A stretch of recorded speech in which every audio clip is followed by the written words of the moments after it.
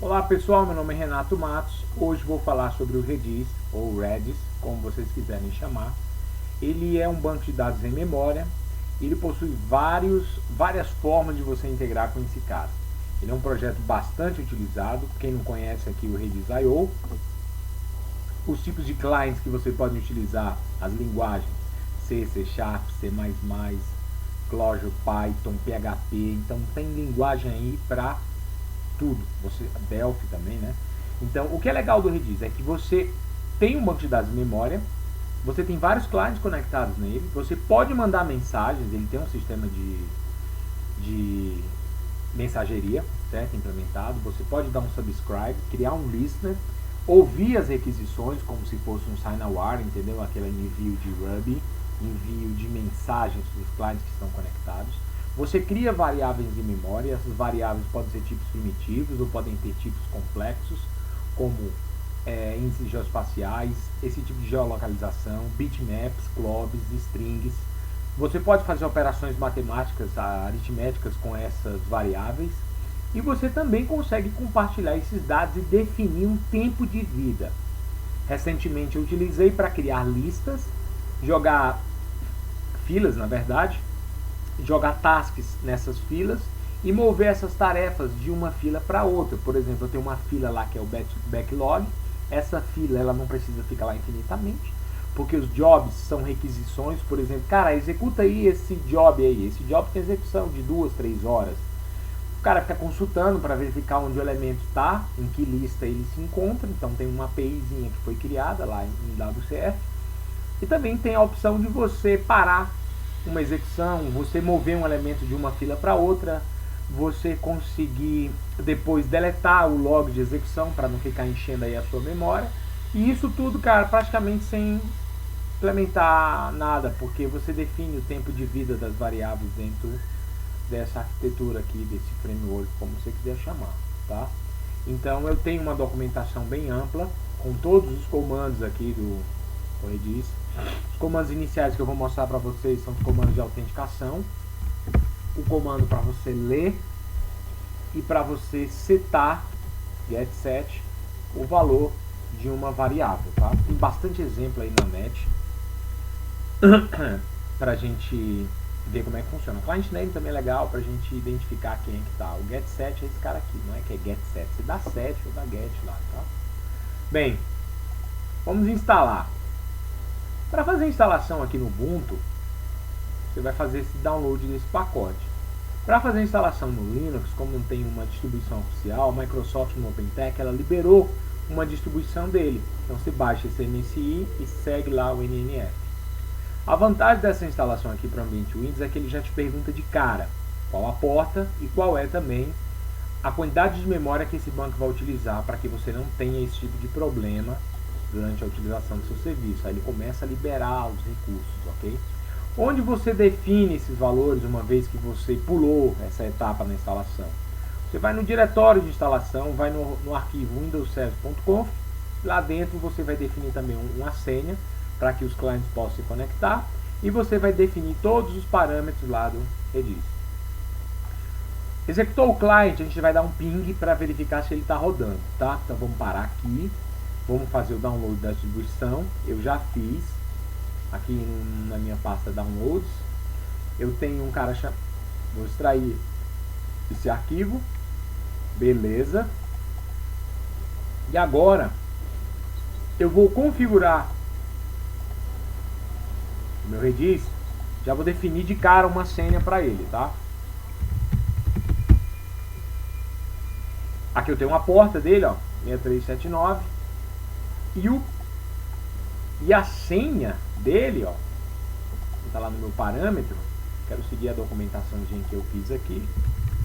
O fonte está em C# aqui, beleza? Só que a gente vai criar um também em JavaScript para conectar com ele. Então vou procurar esse parâmetro, requerer senha, aqui ó, Ctrl F.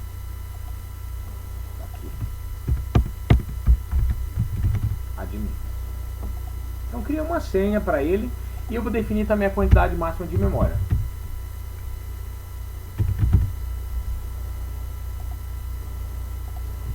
100 bytes, ou eu posso colocar uma anotação melhor aqui, 500 megas.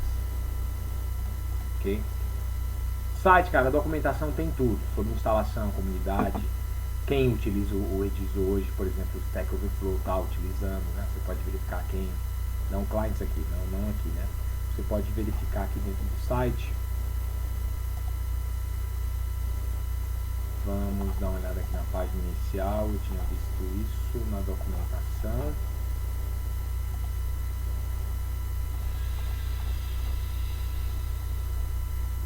Ah, um detalhe. Apesar de ser um banco de dados em memória, que eu esqueci de falar, você consegue definir, por exemplo, que você quer persistir esses dados localmente. Você também consegue definir questão de failover dentro dele. Então, se você der uma olhada aqui nesse link, Redis has built-in replication, etc., você vai encontrar esqueminhas aí de você sincronizar e você até criar um cluster com o Redis para você manter a alta disponibilidade, certo? Então, no site, você vai encontrar parceiros que estão utilizando o Redis hoje em dia, né? Você vai verificar aqui quem é a galera que está utilizando o Redis. Bem, eu já nem lembro mais onde eu cliquei, eu tinha visto aí uma lista de usuários, né? Vamos ver, programando, tutorial, administração, troubleshoot, cluster, especificação, caso de usos, aqui ó, Twitter, GitHub, Dig, Stack Overflow, Flickr, etc. Beleza, tem aí uma lista aí, beleza? Ok. Voltando para o diretório descompactado, vou acessar o command line, abrir um terminal, vou entrar lá no diretório. Se tiver no Windows não tem que fazer isso, baixa lá aquele MSI NNF, ok?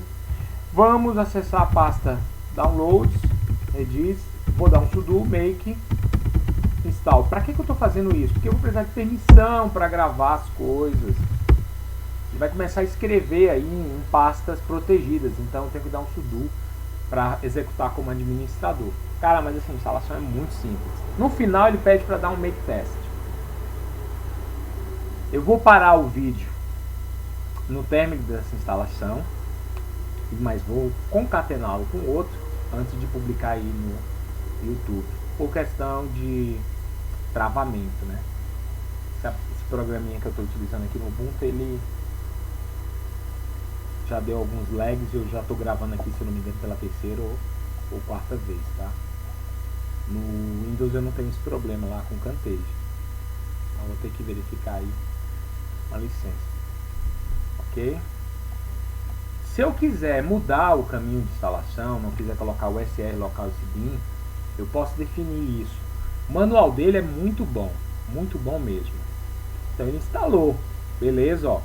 Fala que é legal você dar um make test, vamos dar aqui, ó, make test, para verificar se a instalação ela aconteceu sem problemas. No final do make test, ele vai listar todos os erros ou vai listar sucesso, no caso, tudo funcionou, né? A gente baixou o fonte, não baixou, foi diferente de você pegar um compilado lá e utilizá-lo. Tá? No ambiente, quando ele faz o teste, quando a gente conectar e informar a senha, o primeiro comando que nós vamos utilizar é o auto, que a gente definiu uma senha lá chamada admin, ok? Vamos dar set myKey para criar uma variável e get o valor da variável, acabou. Expire, 30 segundos o valor da variável, daqui a 30 segundos ela morre, quando você der um get vai estar 1000. TTL para saber quanto tempo essa variável ainda tem disponível. Ele ainda continua executando os testes, eu não preciso esperar isso, posso já abrir um outro terminal, acessar o SR local, bin, aqui eu tenho um cara chamado Redis Server. Só que eu vou querer que ele rode usando aquele meu arquivo de configuração que eu deixei lá na pasta Downloads, redis.conf. Beleza, está rodando a porta 6379. Vou criar um novo terminal, que é um client, para saber se esse cara está rodando direitinho, né? sr local bin. Agora eu tenho um cara chamado redis clear. Beleza, vou dar um ping, opa, pedindo autenticação. Então vou colocar a minha senha admin. Agora quando der um ping, tá lá, pronto, funcionou. Beleza, próximo assunto que eu vou fazer aqui é criar uma variável set myKey 200 get myKey, tá lá o valor dela. Posso dar um expire myKey 20 segundos, ttl myKey 17 segundos, ttl de novo, ó, 15 segundos. A gente vai fazendo isso aí infinitamente até a variável ficar com nil. Eu posso também deletar essa variável e todos os comandos estão lá no verificar quem é que está conectado. Tem um ID 1, endereço tal, nome não informado, client name, vamos chamar de bash Renato. Fiz sintaxe errado aqui. Vamos aqui, ó, comando client set name,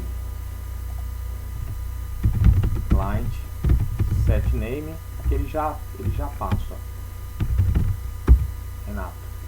Agora client list, que o meu usuário que está conectado aí, o Renato, é o único terminal que está ativo. Se eu quiser sair do carinha aqui, matar inclusive o serviço, eu vou dar um shutdown e vou colocar no save. Beleza, saí, acabou, matei o meu serviço. Se eu for lá no meu server, que estava rodando aqui, ó, agora ele caiu fora, deu tchau. Beleza? Então foi isso. Agora eu vou salvar esse vídeo e nós vamos ver criar um exemplo em ClientScript utilizando npm JavaScript, né? JavaScript não ClientScript, para integrar lá e fazer o que a gente fez ali naquele terminal, né? Integrar como interagir, vou setar uma variável e vou ler aqui, uma coisa bem simples, beleza? O exemplo lá em C# vocês podem verificar agora como é que ele funciona. Vou passar na conexão o IP e a porta, vou precisar instalar esse pacote lá no C#, Stack Exchange Redis. Vou definir a minha senha, que eu defini lá no arquivo de configuração, allo admin true, e vou passar o nome do meu terminal. Vou conectar e com essa conexão eu vou pegar um banco. E agora eu posso usar string set, string get, ou passar o expire para uma determinada variável, também pegar o tempo de vida de uma variável, exatamente como a gente fez lá na command line. É bem simples, aí tem vários exemplos para vocês bugarem aí na internet. Espero que vocês tenham gostado. E na continuidade desse vídeo a gente vai ver aí um exemplo com ClientScript, JavaScript.